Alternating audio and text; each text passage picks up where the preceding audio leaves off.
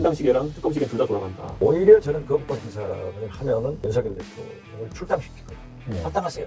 저는 그래서 홍익표 의원이 굉장히 원내대표로서 좀 수가 있다고 봤던 게 진짜 최고로 봤어. 12월 20 며칠쯤 저도 움직일 걸 봤는데 홍익표는 12월 8일을 언급하면서 갑자기 이게 전국의 이슈를 구상하게 됐거든요. 저는 김진표 의장님도 상당한 압박을 느낄 거다. 이 일정 잡는 데 있어가지고 그런 생각을 합니다. 이게 12월 초 전국에 만약에 이게 이슈화 돼가지고 커지게 되면요. 우선 국민의힘의 정치적 행동이 다 제약을 받습니다. 이게 다 블랙홀처럼 이슈를 빨아들일 테니까요.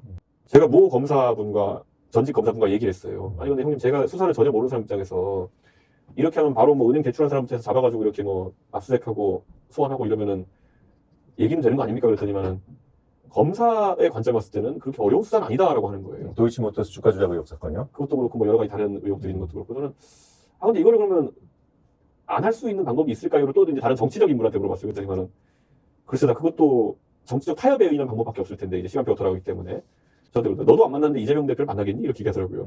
네. 그럼 이재명 대표와 뭐 타협을 하는 모양새를 지금 갑자기 보이는 것도 이상하고 결국 이 시계는 돌아간다. 둘 다 신당 시계랑 특검 시계는 둘 다 돌아간다. 네. 그럼 대통령은 지금 굉장히 이중고를 겪고 계실 거다. 이런 얘기를 하더라고요. 그럼 지금 외국 다닐 때가 아니네요. 골치 아프니까 외국 다니셔야 된다니까요. 왜 여기서 화를 가지고 싸고 치면 어떻게 할 거예요? 특검법 거부할 가능성은요? 만약에 윤석열 대통령이 김건희 특검을 거부권 행사한다? 이건 진짜 금강옥조처럼 얘기하는 공정과 상식에 벗어나는 거죠.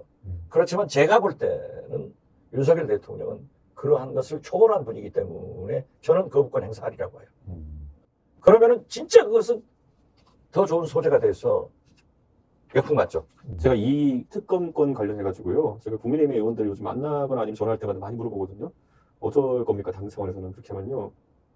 99.9% 모든 사람이 어떻게 할지 모르겠다는 답을 합니다. 반대가 아니라? 그러니까 이거 지금 무대책 상황이에요, 당은. 그리고 결국 키는 대통령실에 있다라고 다들 판단하는 것 같아요. 결국 거부권 행사를 결정해야 되는 주체니까요. 저는 제가 예를 들어 윤석열 앞에 계신다더라도 무슨 조언을 드릴 수가 없어요.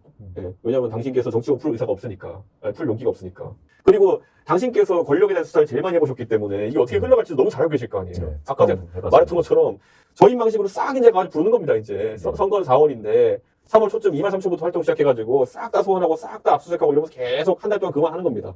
예, 지지고 볶고. 그게 선거에 어떤 영향을 미칠지에 대해 가지고는 글쎄요. 그래서 거부를 할 경우에 받을 역풍과 지금 수용했을 때 일어날 2만 3천부터 일어날 이런 정치적인 어떤 여권으로서는 당연히 간표 요인이겠죠. 여권이 절대 그걸 용납 못합니다. 대통령한테 진짜 반기가 들어요. 왜냐하면은 저는 거부권을 행사하라고 그렇게 요구한다고요? 못하죠. 받으라고 그렇게. 받으라고 얘기할 수밖에 없어요. 여권은. 자기들이 다 죽는데 국회의원의 장점은 뭐냐? 바닥을 다니니까 민심을 알아요. 그래서 오늘 누가 약간 반농담적으로 얘기했던 게 뭐냐면은 차라리 받으시고 계속 해외를 다니시는 게 어떻겠느냐는 얘기를 하더라고요. 그래서 이게 이제 해외에 이제 계속 나가다니시고 이렇게 하면 오히려 특검이 그렇게 바로 모든 사람을 압수수색하고 이런 걸 절차를 하기에 좀 부담을 느낄 거라고 해서 저는 왜 특검이 부담을 느낄까요?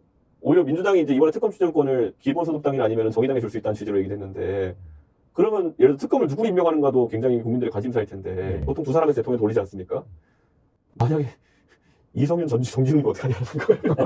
그러니까 이게 대통령이 누굴 골라도 이제 골 때리는 상황인 건데 그러니까 이게 너무나도 지금 어려운 난제이기 때문에 저는 골치 아플 겁니다. 그래서 결국 윤 대통령은 거부권을 행사할까요, 안 할까요? 함에도 불구하고 저는 한다고 봐요. 그럼에도 불구하고 한다. 그분의 인격은 하는 거예요. 그분이 사전에는 하는 거예요. 사람은 더 아는 만큼 더 두려워하거든요. 그러니까 지금 보면은 윤석열 대통령이 왜 친박 인사들을 그렇게 안 쓰실까에 대해 가지고 누가 물어보면 저는 이렇게 답해요. 야, 우리가 신문을 통해서 봤던 특검 수사에 비해 가지고 실제로 분당해놓고 얼마나 세게 했겠니? 이제 그 얘기를 하거든요. 뒤집어 말하면 지금도 그럼 특검을 통해 가지고 만약에 이렇게 간다고 했을 때 여사 주변의 인물들에서 얼마나 세게 하겠습니까? 근데 그거를 감내할 수가 없는 상황이잖아요, 지금. 네, 그렇기 때문에 저는 무조건 거부권 쓸 거다 이렇게 보는 거고요. 그와 함께 총선에서의 국민의힘의 지지율 한계치는 30으로 고정됩니다. 거부권 행사하는 순간 어느 지역에서나 지지율 한계치가 30%거든요. 절대 안 되는 거예요.